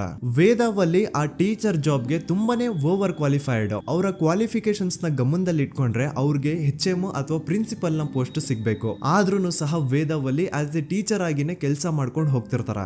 ಒಮ್ಮೆ ಏನಾಗುತ್ತೆ, ಸ್ಕೂಲ್ ಅಲ್ಲಿ ಪ್ರಿನ್ಸಿಪಲ್ ನ ಪೋಸ್ಟ್ ಖಾಲಿ ಆಗುತ್ತೆ ಅಂಡ್ ಆ ಒಂದು ಪೋಸ್ಟ್ ಗೆ ಎಲ್ರು ಏನ್ ಅನ್ಕೊಳ್ತಾರೆ, ವೇದಾವಲ್ಲಿನೇ ಸೆಲೆಕ್ಟ್ ಮಾಡೋದು ಅಂತ. ಆದ್ರೆ ವೇದಾವಲ್ಲಿಯ ಕ್ಯಾಸ್ಟ್ ಬೇರೆ ಇದೆ ಅನ್ನೋ ಒಂದೇ ಒಂದು ಕಾರಣಕ್ಕೆ ಆ ಪ್ರಿನ್ಸಿಪಲ್ ನ ಪೋಸ್ಟ್ ವೇದಾವಲ್ಲಿಗೆ ಸಿಗದೆ ಬೇರೆ ಯಾರನ್ನೋ ತಂದು ಕೂರಿಸ್ಬಿಟ್ಟಿರ್ತಾರ. ಇದರಿಂದ ಟೀಚರ್ ವೇದಾವಲ್ಲಿಗೆ ತುಂಬಾ ಕೋಪ ಬಂದು ಅವ್ರ ಸ್ಕೂಲ್ ಮುಂದೆ ಪ್ರೊಟೆಸ್ಟ್ ಮಾಡೋದ್ ಸ್ಟಾರ್ಟ್ ಮಾಡ್ತಾರ. ಅಂಡ್ ಈ ವಿಷಯ ಸ್ಕೂಲ್ ನ ಓನರ್ಸ್ ಗೆ ಇಷ್ಟ ಆಗಲ್ಲ. ಸೊ ಅವರು ಆ ಕೋಪನ ಹಾಗೆ ಮನ್ಸಲ್ಲಿ ಇಟ್ಕೊಂಡಿರ್ತಾರ. ಒಮ್ಮೆ ಏನಾಗುತ್ತೆ, ಸ್ಕೂಲ್ ರಜೆ ಇರುತ್ತೆ, ವೇದಾವಲ್ಲಿ ಮನೇಲಿ ಇರ್ತಾರ ಅಂಡ್ ಅವ್ರ ಹಸ್ಬೆಂಡ್ ಡಾಕ್ಟರ್ ಅರಳೆ ಅವ್ರಿಗೆ ಯಾವ್ದೋ ಬೇರೆ ಊರಲ್ಲಿ ಒಂದು ಕಾಲೇಜ್ ಅಲ್ಲಿ ಸೆಮಿನಾರ್ ಏನೋ ಇರುತ್ತೆ. ಸೊ ಅವರು ಅಲ್ಲಿಗೆ ಹೋಗಿರ್ತಾರೆ. ಈಗ ಮನೇಲಿ ಇರೋದು ವೇದಾವಲ್ಲಿ ಒಂದೇ. ಇದೇ ಒಂದು ಅವಕಾಶನ ನೋಡ್ಕೊಂಡು ಯಾರೋ ವೇದಾವಲ್ಲಿ ಅವ್ರ ಮನೆಗೆ ನುಗ್ಗಿ ವೇದಾವಲ್ಲಿಗೆ ಹೊಡೆದು ನಂತರ ಅವ್ರನ್ನ ಜೀವಂತವಾಗಿ ಸುಟ್ಬಿಡ್ತಾರ. ಸ್ವಲ್ಪ ಹೊತ್ತು ನಂತರ ರಾತ್ರಿ ಆಗ್ತಿದ್ದಂಗೆ ಡಾಕ್ಟರ್ ಅರಳೆ ಅವರು ಮನೆಗೆ ವಾಪಸ್ ಬರ್ತಾರೆ ಅಂಡ್ ಮನೆ ಒಳಗಡೆ ಬಂದ್ ನೋಡಿದ್ರೆ ವೇದಾವಲ್ಲಿ ಅವರು ಸತ್ ಹೋಗಿ ಅವರ ಬಾಡಿ ಸುಟ್ ಹೋಗಿ ನೆಲದ ಮೇಲೆ ಬಿದ್ದಿದೆ. ಹೆಂಡತಿನ ಕಳ್ಕೊಂಡಿರುವಂತಹ ದುಃಖನ ಸೈಡ್ಗೆ ಇಟ್ಟು ಡಾಕ್ಟರ್ ಅರಳೆ ಅವರು ಮೊದ್ಲು ಪೊಲೀಸ್ ಸ್ಟೇಷನ್ಗೆ ಹೋಗ್ಬಿಟ್ಟು ನಮ್ ಮನೆಗೆ ನಾನು ಇಲ್ದೇ ಇರುವಂತಹ ಸಮಯನ ನೋಡ್ಕೊಂಡು ಯಾರೋ ಮನೆ ಒಳಗಡೆ ನುಗ್ಗಿ ನನ್ನ ಹೆಂಡತಿನ ಹೊಡೆದು ನಂತರ ಅವಳನ್ನ ತುಂಬಾ ಭೀಕರವಾಗಿ ಸಾಯಿಸಿದರೆ ಅಂತ ಪೊಲೀಸ್ ಅವ್ರಿಗೆ ರಿಪೋರ್ಟ್ ಕೊಡಕ್ ಹೋದ್ರೆ ಅಲ್ಲಿ ಪೊಲೀಸ್ ಅವರು ಉಲ್ಟಾ ಡಾಕ್ಟರ್ ಅರಳೆ ಮೇಲೆನೆ FIR ಬರ್ದು ನೀನೇ ನಿನ್ ಹೆಂಡತಿನ ಸಾಯಿಸಿದ್ಯಾ, ನಾಟಕ ಮಾಡಬೇಡ ಅಂತ ಅವ್ರನ್ನೇ ಅರೆಸ್ಟ್ ಮಾಡ್ಬಿಡ್ತಾರ. ನಂತರ 2-3 ವರ್ಷ ಜೈಲಲ್ಲೇ ಇದ್ದು ಡಾಕ್ಟರ್ ಅರಳೆ ಅವರು ತಮ್ಮ ಫ್ರೆಂಡ್ಸ್ ಅಂಡ್ ಫ್ಯಾಮಿಲಿ ಮೂಲಕ ಎವಿಡೆನ್ಸ್ ನೆಲ್ಲ ಕಲೆಕ್ಟ್ ಮಾಡಿಸಿ ತಾನ ಕೊಲೆನ ಮಾಡಿಲ್ಲ, ತಾನ್ ತನ್ನ ಹೆಂಡತಿನ ಸಾಯಿಸಿಲ್ಲ ಅಂತ ಕೋರ್ಟ್ ಅಲ್ಲಿ ಪ್ರೂವ್ ಮಾಡ್ಕೊಂಡು ಜೈಲಿಂದ ರಿಲೀಸ್ ಆಗ್ತಾರ. ಸೊ ಈಗ ಡಾಕ್ಟರ್ ಅರಳೆ ಅವರು ಈ ಒಂದು ಕ್ರೈಮ್ ನ ಮಾಡಿಲ್ಲ ಅಂತಂದ್ರೆ ವೇದಾವಲ್ಲಿನ ಅಷ್ಟು ಭೀಕರವಾಗಿ ಸಾಯಿಸಿದವ್ರು ಯಾರು, ಈ ವಿಷಯ ಇವತ್ತಿನವರೆಗೂ ಗೊತ್ತಾಗಿಲ್ಲ. 1986 ಅಲ್ಲಿ ನಡೆದಂತಹ ಪದ್ಮಲತಾ ಕೇಸ್. ಪದ್ಮಲತಾ ಅವ್ರ ತಂದೆ ಕಮ್ಯುನಿಸ್ಟ್ ಪಾರ್ಟಿನ ಲೀಡರ್ ಇರ್ತಾರೆ. ಅವ್ರ ರಿಯಲ್ ನೇಮ್ ಏನು ಅಂತ ನಮಗ್ ಗೊತ್ತಾಗಿಲ್ಲ, ಬಟ್ ಈ ವಿಡಿಯೋದಲ್ಲಿ ಅವ್ರ ಹೆಸರು ಲಕ್ಷ್ಮಣ್ ಅಂತ ಅನ್ಕೊಳ್ಳಿ. ಸೊ ಕಮ್ಯುನಿಸ್ಟ್ ಪಾರ್ಟಿನ ಲೀಡರ್ ಇರುವಂತಹ ಲಕ್ಷ್ಮಣ್ ಅವ್ರಿಗೆ ಊರಲ್ಲಿ ತುಂಬಾನೇ ಸಪೋರ್ಟ್ ಇರುತ್ತೆ, ಊರಿನ ಜನರ ಫೇವ್ರೇಟ್ ಇರ್ತಾರೆ ಇವರು. ಅಂಡ್ ಅದೇ ವರ್ಷ ಅಂದ್ರೆ 1986 ಅಲ್ಲಿ ಪಂಚಾಯತ್ ಎಲೆಕ್ಷನ್ ಬೇರೆ ಇರುತ್ತೆ ಅಂಡ್ ಎಲ್ರಿಗೂ ಗೊತ್ತಿತ್ತು ಲಕ್ಷ್ಮಣೆ ಗೆಲ್ಲೋದು ಅಂತ. ಆ ಪಂಚಾಯತ್ ಎಲೆಕ್ಷನ್ ಅಲ್ಲಿ ಲಕ್ಷ್ಮಣ್ಣ ಆಪೋಸಿಟ್ ಗೌಡ್ರಿಗೆ ತುಂಬಾ ಬೇಕಾಗಿರೋರು ಒಬ್ರು ನಿಂತಿರ್ತಾರ ಅಂಡ್ ಅವ್ರಿಗೂ ಗೊತ್ತಿತ್ತು ಎಲೆಕ್ಷನ್ ಏನಾದ್ರು ಆದ್ರೆ ಲಕ್ಷ್ಮಣ ಎಲೆಕ್ಷನ್ ಅಲ್ಲಿ ಗೆಲ್ಲೋದು ಅಂತ. ಸೊ ಎಲ್ಲಿ ಸೋತೋಗ್ಬಿಡ್ತೀವೋ ಅನ್ನೋ ಭಯಕ್ಕೆ ಆ ಗೌಡ್ರು ಕಡೆ ಅವ್ರು ಏನ್ ಮಾಡ್ತಾರೆ, ಲಕ್ಷ್ಮಣ್ಣ ಅಪ್ರೋಚ್ ಮಾಡಿ ಮುಚ್ಕೊಂಡು ಈ ಪಂಚಾಯತ್ ಎಲೆಕ್ಷನ್ ಅಲ್ಲಿ ನಿನ್ ನಾಮಿನೇಷನ್ ನ ಕ್ಯಾನ್ಸಲ್ ಮಾಡು ಅಂತ ವಾರ್ನಿಂಗ್ ಕೊಡ್ತಾರ. ಆದ್ರೆ ಲಕ್ಷ್ಮಣ್ ಅವರು ಅಂಜದೆ ನೀವ್ ಏನ್ ಮಾಡ್ತಿರೋ ಮಾಡ್ಕೊಳ್ರಿ, ಆದ್ರೆ ನಾನ್ ಮಾತ್ರ ನಾಮಿನೇಷನ್ ನ ಕ್ಯಾನ್ಸಲ್ ಮಾಡಲ್ಲ ಅಂತ ಆ ಗೌಡ್ರು ಕುಟುಂಬನ ಎದುರು ಹಾಕೋತಾರ. ದೆನ್ ಎಂತ ಕೋಇನ್ಸಿಡೆನ್ಸ್ ನೋಡಿ, ನೆಕ್ಸ್ಟ್ ಡೇನೆ ಲಕ್ಷ್ಮಣ್ ಅವ್ರ ಮಗಳು ಪದ್ಮಲತಾ ಕಿಡ್ನಾಪ್ ಆಗ್ತಾಳ. ಸುಮಾರು 56 ದಿನ ಅವಳನ್ನ ಯಾರೋ ಕಿಡ್ನಾಪ್ ಮಾಡ್ತಾರೆ ಅಂಡ್ ಆ 56 ದಿನ ಡೈಲಿ ಅವಳನ್ನ ಶೋಷಣೆ ಕೂಡ ಮಾಡ್ತಾರ. ನಂತರ 56 ದಿನ ಆದ್ಮೇಲೆ ಪದ್ಮಲತನ ಬಾಡಿ ನೇತ್ರಾವತಿ ನದಿಲಿ ತೇಲ್ತಾ ಸಿಗುತ್ತಾ. ಆಸ್ ಎಕ್ಸ್ಪೆಕ್ಟೆಡ್ ಈ ಕೇಸಲ್ಲೂ ಪೊಲೀಸ್ ಅವ್ರ ಕಡೆಯಿಂದ ಪ್ರಾಪರ್ ಇನ್ವೆಸ್ಟಿಗೇಷನ್ ಆಗಲ್ಲ ಅಂಡ್ ಯಾರ್ ಪದ್ಮಲತನ ಕಿಡ್ನಾಪ್ ಮಾಡಿದ್ರು, ಯಾರು ಅವಳನ್ನ 15 ದಿನವರೆಗೂ ಶೋಷಣೆ ಮಾಡಿ ನಂತರ ಅವಳನ್ನ ಅಷ್ಟು ಭೀಕರವಾಗಿ ಸಾಯಿಸಿದ್ರು ಅಂತ ಇವತ್ತಿನ ದಿನದವರೆಗೂ ಗೊತ್ತಾಗಿಲ್ಲ. ಮತ್ತೆ ನಮಗೆ ಗೊತ್ತಾದದು 22ಕ್ಕೆ ಸ್ಕೂಲ್ ಡೇ 56 ದಿನ ಕಳೆದು ಹೊಳೆಯಲ್ಲಿ ಹೆಣ ಉಂಡು ಅಂತ ಕೇಳಿ ಪೊಲೀಸಿನವರು ಬರುವಾಗ ಬಂದು ಹೇಳುವಾಗ ನಮಗೆ ಗೊತ್ತಾದ. ಅವರು ನನ್ನನ್ನು ಕರ್ಕೊಂಡೋಗಿ ಅಲ್ಲಿ ಹೋಗಿವೆ. ಇನ್ನೊಂದು ಲಾಸ್ಟ್ ಕೇಸ್ ಇದೆ, ಇದು ಅರ್ಲಿ 2000 ಅಲ್ಲಿ ನಡೆದಿರೋದು. ಇವ್ರದ್ದು ಅಷ್ಟಾಗಿ ಡೀಟೇಲ್ಸ್ ನಾನು ಹೇಳಲ್ಲ, ಜಸ್ಟ್ ಮೇಲ್ ಹೇಳ್ತೀನಿ. 2000 ಇಸ್ವಿಯಲ್ಲಿ ಧರ್ಮಸ್ಥಳದಲ್ಲಿ 2 ಫಿನಾನ್ಸ್ ಬ್ಯಾಂಕ್ ಇರ್ತಾವೆ. ಒಂದು ಅಗೇನ್ ರಿಯಲ್ ನೇಮ್ ತಗೊಳ್ಳೋದು ಬೇಡ, ಲೈಕ್ ಜಸ್ಟ್ ಸಹಕಾರ ಗ್ರಾಮೀಣ ಬ್ಯಾಂಕ್ ಅನ್ಕೊಳ್ಳಿ. ಅಂಡ್ ಇನ್ನೊಂದು ಬಂದ್ಬಿಟ್ಟು ಫೈನಾನ್ಸ್ ಪ್ರೈವೇಟ್ ಲಿಮಿಟೆಡ್ ಬಂದು ಗೌಡ್ರು ಕುಟುಂಬ ಅವ್ರಿಗೆ ಸೇರಿದ್ದು. ಆ ಕಡೆ ಇವ್ರ ಆಪೋಸಿಟ್ ಏನದು ಗ್ರಾಮೀಣ ಬ್ಯಾಂಕ್ ಇತ್ತು, ಅದರಲ್ಲಿ ಒಬ್ಬ ಮ್ಯಾನೇಜರು ಬಡವ್ರಿಗೆ ಸಹಾಯ ಆಗ್ಲಿ ರೈತರಿಗೆ ಸಹಾಯ ಆಗ್ಲಿ ಅಂತ ತುಂಬಾ ಕಡಿಮೆ ಬಡ್ಡಿಗೆ ಲೋನ್ ಕೊಡ್ತಿರ್ತಾನೆ. ಇದರಿಂದಾಗಿ ಧರ್ಮಸ್ಥಳದಲ್ಲಿ ಆಲ್ಮೋಸ್ಟ್ ಎಲ್ಲಾ ಕಸ್ಟಮರ್ಸ್ ಆ ಗ್ರಾಮೀಣ ಬ್ಯಾಂಕ್ ಕಡೆಗೆ ಹೋಗ್ತಿರ್ತಾರೆ, ಪ್ರೈವೇಟ್ ಲಿಮಿಟೆಡ್ ಕಡೆಗೆ ಯಾರು ಬರ್ತಿರಲ್ಲ. ಇದರಿಂದ ಗೌಡ್ರಿಗೆ ಲಾಸ್ ಆಗ್ತಿರುತ್ತ. ಸೊ ಅವ್ರೇನ್ ಮಾಡ್ತಾರೆ, ಆ ಗ್ರಾಮೀಣ ಬ್ಯಾಂಕ್ ನ ಮ್ಯಾನೇಜರ್ ಏನಿದ್ನೋ ಅವನ್ಗೆ ಒಂದು ಸ್ವೀಟ್ ವಾರ್ನಿಂಗ್ ಕೊಡ್ತಾರ. ಮುಚ್ಕೊಂಡು ಇನ್ಮೇಲೆಯಿಂದ ನಿನ್ ಲೋನ್ಸ್ ಕೊಡೋದನ್ನ ನಿಲ್ಸ್ಬಿಡು. ಇನ್ ಕೇಸ್ ಲೋನ್ ಕೊಟ್ರು ನಾವ್ ಯಾವ ಇಂಟ್ರೆಸ್ಟ್ ರೇಟ್ ಗೆ ಲೋನ್ ನ ಕೊಡ್ತಾ ಇದೀವೋ ಅದೇ ರೇಟ್ ಗೆ ನೀನು ಕೊಡುವ ಅಂತ ಫೋರ್ಸ್ ಮಾಡ್ತಾರ. ಆದ್ರೆ ಆ ಗ್ರಾಮೀಣ ಬ್ಯಾಂಕ್ ನ ಮ್ಯಾನೇಜರ್ ಇದ್ಯಾವುದನ್ನು ಕಿವಿಗೆ ಹಾಕೊಳ್ಳಾರ್ದೆ ಅವನ್ ಕೆಲಸ ಅವ್ನ್ ಮಾಡ್ಕೊಂಡು ಹೋಗ್ತಾನ. ದೆನ್ ಸಡನ್ಲಿ ಒಂದು ದಿನ ಬ್ಯಾಂಕ್ ಮ್ಯಾನೇಜರ್ ನ ಹೆಂಡತಿನ ಮನೆ ಒಳಗಡೆನೆ ನುಗ್ಗಿ ಯಾರು ಮಾಡಿ ತುಂಬಾ ಭೀಕರವಾಗಿ ಸಾಯಿಸ್ಬಿಡ್ತಾರ. ಇದ್ರ ರಿಗಾರ್ಡಿಂಗ್ ಆ ಬ್ಯಾಂಕ್ ಮ್ಯಾನೇಜರ್ ಪೊಲೀಸ್ ಸ್ಟೇಷನ್ ಅಲ್ಲಿ ಕಂಪ್ಲೇಂಟ್ ಕೊಡಕ್ ಹೋದ್ರೆ ಪೊಲೀಸ್ ಅವರು ಉಲ್ಟಾ ಆ ಬ್ಯಾಂಕ್ ಮ್ಯಾನೇಜರ್ ಹೆಸರಲ್ಲೇ FIR ಬರ್ದು ನೀನೇ ನಿನ್ ಹೆಂಡತಿನ ಸಾಯಿಸಿದ್ಯಾ ಅಂತ ಅವನ್ನೇ ಅರೆಸ್ಟ್ ಮಾಡ್ಬಿಡ್ತಾರ. ನಂತರ 1-2-3 ವರ್ಷ ಆ ಬ್ಯಾಂಕ್ ಮ್ಯಾನೇಜರ್ ಜೈಲಲ್ಲಿ ಇರ್ತಾನೆ. ಅದಾದ್ಮೇಲೆ ಅವನ ಕ್ರೈಮ್ ನ ಮಾಡಿಲ್ಲ ಅಂತ ಕೋರ್ಟ್ ಅಲ್ಲಿ ಪ್ರೂವ್ ಆಗುತ್ತೆ. ಆದ್ರೆ ರಿಯಲ್ ಕ್ರೈಮ್ ಮಾಡಿದವರು ಯಾರು ಅಂತ still it's A question mark. And ಇನ್ನೊಂದು ನಾರಾಯಣ ಅಂಡ್ ಯಮುನಾ ಕೇಸ್ ಬಗ್ಗೆ ಅಂತೂ ನಾನು ಆಗ್ಲೇ ನಿಮ್ಗೆ ಎಕ್ಸ್ಪ್ಲೇನ್ ಮಾಡಿದೆ. ಸೊ ಎಂತ ಕೋಇನ್ಸಿಡೆಂಟ್ಸ್ ಗಳು ನೋಡಿ, ಯಾರೆಲ್ಲ ಆ ಧರ್ಮಸ್ಥಳದಲ್ಲಿ ಗೌಡ್ರು ಕುಟುಂಬನ ಎದುರಾಕೊಂಡಿದಾರೋ ಅವ್ರ ಜೀವನದಲ್ಲಿ ಏನೋ ಒಂದು ತುಂಬಾ ದೊಡ್ಡ ದುರಂತ ನಡೆದು ಹೋಗುತ್ತೆ. ಅಂಡ್ ಸರ್ಪ್ರೈಸಿಂಗ್ಲಿ ಅವ್ರ ಕೇಸಲ್ಲಿ ಪೊಲೀಸ್ ಅವ್ರ ಕಡೆಯಿಂದ ಪ್ರಾಪರ್ ಇನ್ವೆಸ್ಟಿಗೇಷನ್ ಆಗಲ್ಲ. ಅಂಡ್ ಯಾರ ಕ್ರೈಮ್ ನ ಮಾಡಿದ್ರು ಅಂತ ಯಾವತ್ತೂ ಹೊರಗ್ ಬರೋದೇ ಇಲ್ಲ. ಸೊ ಈ ಗೌಡ್ರು ಕುಟುಂಬದವರು ಧರ್ಮಸ್ಥಳದಲ್ಲಿ ಬೇಜನ್ ಕರ್ಮಕಾಂಡಗಳನ್ನ ಮಾಡಿದ್ದಾರೆ. ಅಂಡ್ ಅವ್ರ ಪವರ್ ಅಂಡ್ ಅವ್ರಿಗಿರುವಂತಹ ಇನ್ಫ್ಲೂಯೆನ್ಸ್ ಇಂದ ಆ ಎಲ್ಲಾ ಕೇಸ್ ನ ಮುಚ್ಚಾಕಿದ್ದಾರೆ ಅಂತ